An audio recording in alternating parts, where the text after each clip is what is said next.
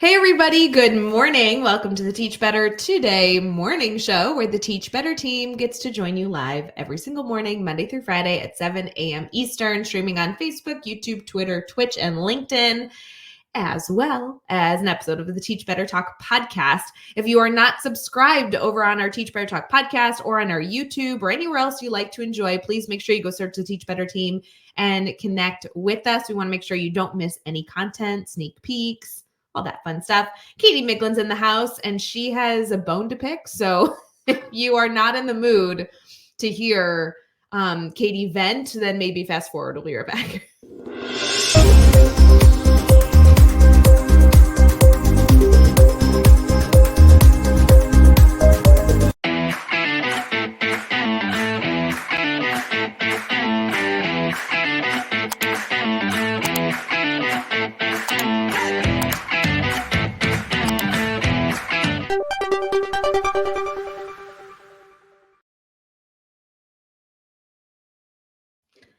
Hey everyone, good morning. Katie Miglin, as we were pressing the big red button, was like, "Oh, I didn't go live on Valentine's Day." I'm like, "Yeah, I know it's Friday. Valentine's Day was Wednesday." And apparently that didn't sit well with you. Katie, good morning.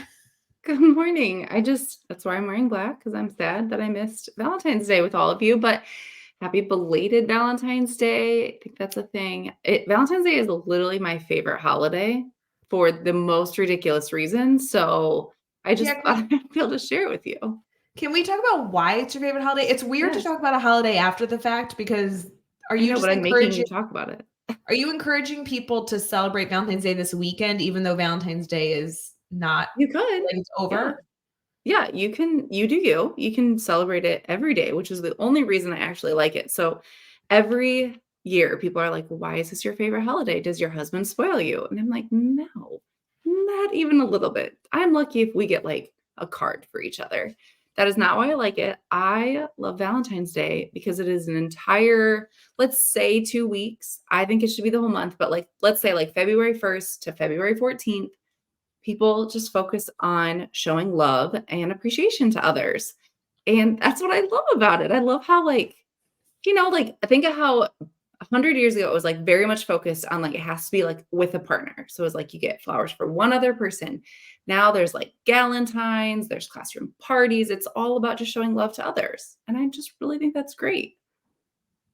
Okay, we're gonna dive more into this. Give me 1 second. Nobody is celebrating Valentine's Day for 14 days. We do in our house. No, you do not. Yes. Okay, here's why.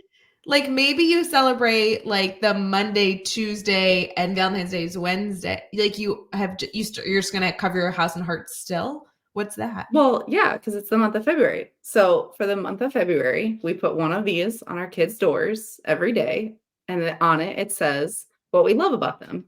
You are such a nerd. People, I love Valentine's Day. Wait, you seriously do that the entire month of February? Yeah. How do I not know this about you? I mean, I guess if you've never been to our house in the month of February, I don't know. Wow, I'm gonna come over tomorrow. I'm coming over to see the door. Even on Sundays, even on Saturdays. Well, yeah, because those are still days in February. Okay. So you do something for your kids every day in February, which means it's an extra day this year because it's a leap year. It is, which is even more exciting because I love leap year days. Why Like do an you love extra leap year? day. Because it's an extra day. Like we're given one extra day. Like live it up, you know?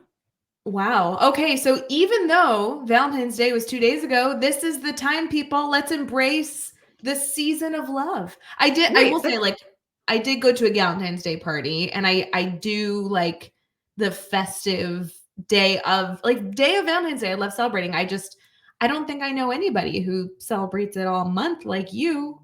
Maybe I'll be I proven mean, we wrong. don't necessarily like do something every day of the month, but like we put the hearts up and our kids get really excited. And it's like, we focus on all kinds of things. So like we have a baby in our house. So obviously like there's only so much she can do, but we like focus on like we love her kissable cheeks and we love her tiny toes. And so we try to like just focus on all kinds of things and the kids get excited. You They like They look for their heart every day. It's very fun.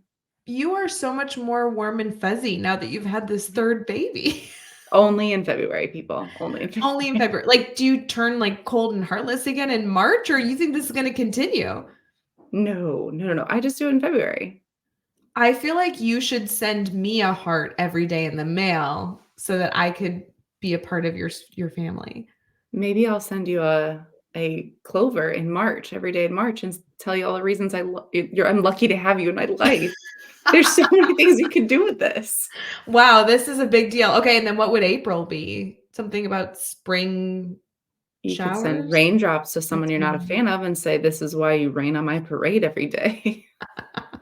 Wow. Okay. So I want to hear if anybody is still celebrating Valentine's Day. I think it's great. Like I know adults will often say like, "Oh, Valentine's Day is on a Wednesday. Let's go out to dinner." Yeah. This weekend. But wow, you are taking this to a whole new level. I just learned so much about you, and Mhm. I just have a new view, a new lens into the world you live. But I think you can do this totally in your classroom, even if it like, yes, Valentine's Day is past, but, like, think about next year. You could easily do stuff like this, especially, like, I feel like sometimes it gets a bad rap where people are like, "I'm alone, I have no one to celebrate it with." It's like, well, I'm sure there is someone in your life that you love. Like, it doesn't have to be a romantic partner, but also show your love and appreciation for your students. So could you put a heart every day on your board of, like, the reason you love your class? Or, could you somehow do that? So I just think it should be a month where we celebrate, like, just loving others. I am so inspired and have all the warm fuzzies inside right now. We'll be right back.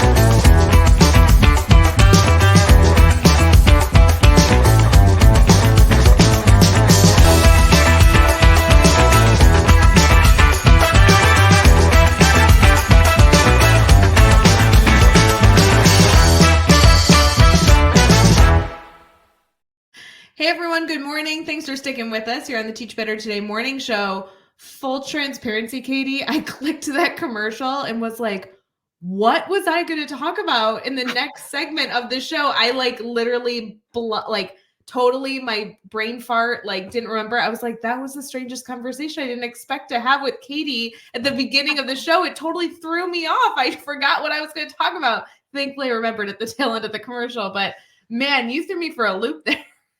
Oh my gosh, I didn't know that I was that dead inside, that was such a shock of a conversation. I'm just really excited for you. And sometimes when I learn new things, I'm a little like disappointed that we've been friends for so long and there's still things I don't know. So I think I'm gonna have to go like cry in the corner later. It's no big deal. But I will say what I was gonna talk about might be also a little warm and fuzzy. So maybe this secretly went together all Oh my gosh. along. We're, Yeah, like, totally in sync. we are, and we didn't even know it. Okay, Mhm. so later today, I am at a school that I'm working with in Ohio. And also, a few weeks ago, I did the exact same type of support with the school in Chicago. I'm sorry, not in Chicago, in California. So I Mhm. thought that maybe we could talk about the one-on-one or small group support that seems to be a theme, like February, March area Mhm. that a lot of our schools are utilizing. I know you also have schools that you've been in that you've been doing this with, but I just specifically was thinking about my day Yeah. today. So essentially, for those of you who may not be familiar, our whole team, right? Katie, me, Mhm. Josh, Chad, like everyone kind of goes out and works with schools. It's a big part of the professional learning that we offer. And while that's always a great time, right? We do like 1 or 2 day workshops, we do all this training, 60 to 90 minute intros. One of Mhm. the things that we get to do in the spring a lot, obviously we can do it all year long, but the spring specifically is teachers ask for that personalized time. And the easiest way to do that is to kind of roll up into a school, dedicate being there for an entire day, even maybe even 2 days, and just kind of have casual meetings one-on-one or in super small groups with the staff that we're working with. So when I was in California, I literally met with every single like staff member that has any sort of instructional role in the building. And it's a closed door meeting. Like it's kind of like what happens in Vegas stays in Vegas. You get to say anything, ask anything, have any opinion you want. But our goal is that when we leave the meeting, there's like some action step, like we feel Yep. good.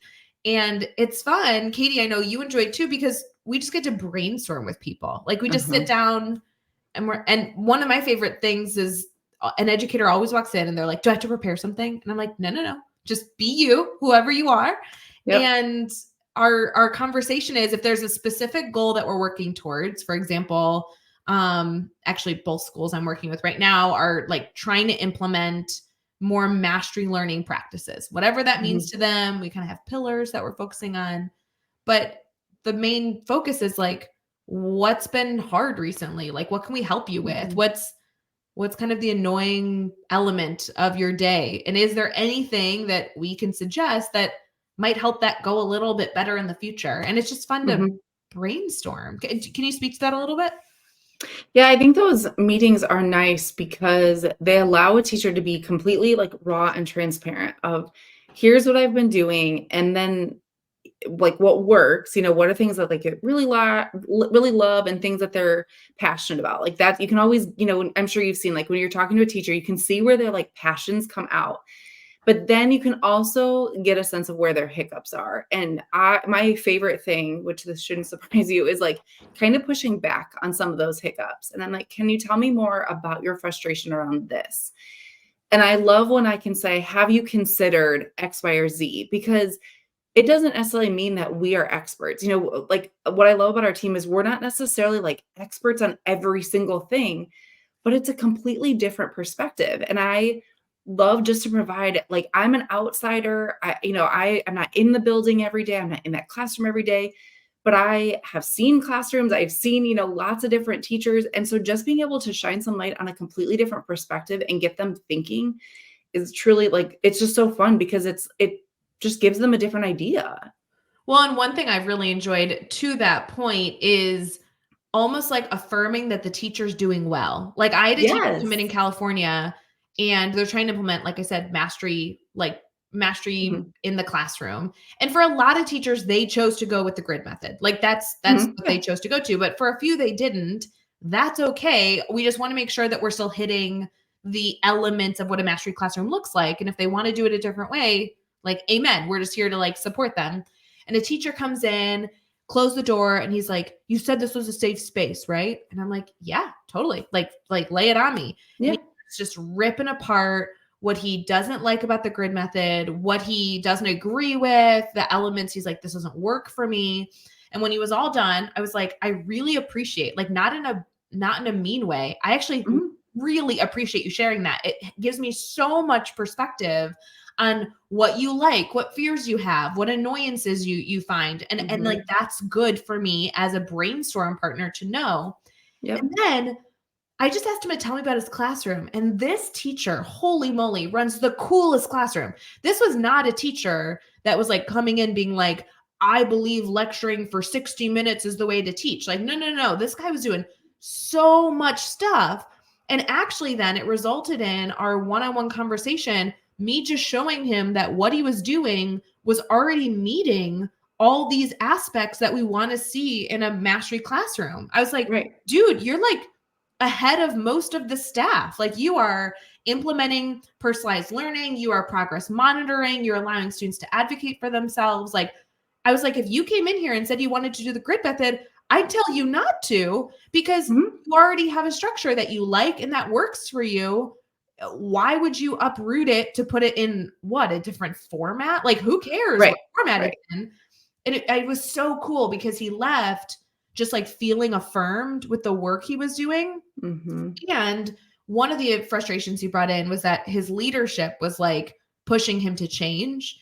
And now we Mm. had this whole list of stuff to highlight to the leadership saying, hold on, like actually, he doesn't need to change in these areas. He's Right. really good stuff. So I feel like it was so helpful to just have this small one on one conversation to celebrate. Sometimes teachers just need to celebrate what they're doing and have an Mhm. outside eye being like, yeah, you're rocking it. Like don't make Right. it something you like. Is there anything you don't like? Let's focus on that. I don't know.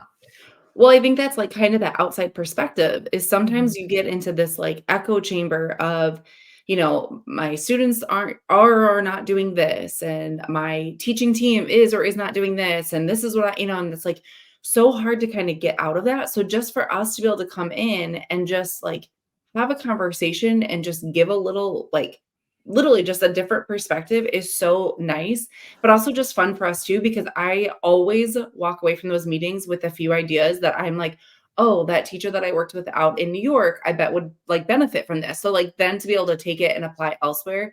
And I think that is like what is so cool about our job is that we get to like go in, learn, give some help, just be there and then continue to do that all over the country. And it's been so fun. Well, and one of the most difficult parts of professional development sometimes is leaving thinking that that you know what you're doing, trying Mhm. it, and then running into problems. And that's like Yeah. really annoying. So I just feel as though the more we can get together after the learning has quote unquote occurred and do Mhm. a recap reflection to enhance our practice, the better. So, Yeah. whether you're doing that with a teacher in New York or, with an educator in Ohio, like I'm going to do today. It's just so valuable to have those personal conversations with our teaching team. So if any of you are interested in like that Mhm. conversation, obviously we do it with schools that we go into and really work with, but Yep. Katie and I always are up for a Zoom call or a phone call Mhm. to brainstorm something. It could just be, hey, can I explain to you what I do in my classroom? And maybe we'll see if you have a suggestion. I don't know. Mhm. It could be like very simple. I think that Yeah. it's just good to have contact with the different educator that can lend some perspective, and maybe it will result in something changing, or Mhm. maybe it will result in you just feeling more secure with a specific system or routine that you already have in place, which is kind of cool. Yeah, I love getting those emails of like, "Hey, can we just, like, talk through this thing?" And it Yes. doesn't have to necessarily, like, there's a like you said, it doesn't have to be complex, there doesn't have to be a lot to it, it's just literally having a conversation, and you can get out of it whatever you want, it's like, if you want advice, if you want just someone to throw an idea around with, like, whatever, but yeah, we are always open to that, and those are honestly, I don't know about you, but my favorite meetings on my calendar, like, you Me too. the team is great, but, like, brainstorming with an educator, I'm like, "Ooh, yay, something fun today." So, Yeah.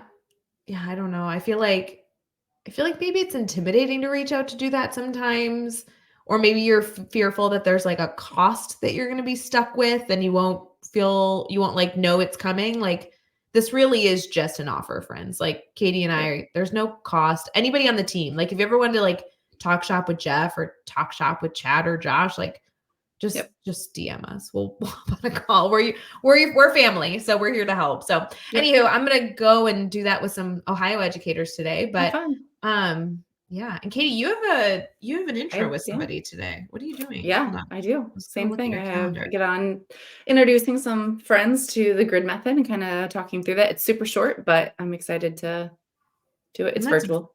it's virtual, right? That's Yeah. cool. So you're gonna see me right here. You're so cool. Free PD. Oh, because they won that with the free PD contest we did earlier. Yeah. Yeah, we've had a lot of Oh, those lately, and it's been really fun just to see new names of, like, schools and districts and leadership, just, like, all of that, because I do all the back end of that. So it's yeah. kinda fun to see, like, "Oh, that's a new name. Oh, that's a new school," and just kinda see the conversation even if I'm not necessarily the trainer. Okay, if somebody was still listening right now, we're at the 18-minute mark, so, like, maybe people Uh-huh. had to run to go, like, Yeah. do their job. If someone's still listening right now and they really wanted to give a free professional development, like, 60 to 90-minute session to, like, their department or their school, could we just give that away? I mean, I think it's just gonna require an email to you, me, Jeff, Chad. Yeah, email Katie so it doesn't get lost. Email That's probably Katie. true. Yeah, email Katie and be like, "Hey, I was listening to Teach Better Today morning show. I want a free professional like learning intro session, 60 to 90 minutes on whatever topic. Just tell Yeah, Katie and we'll make it happen." That'll be fun. All right. that would be We super hope fun. yeah, happy Friday. You got a freebie.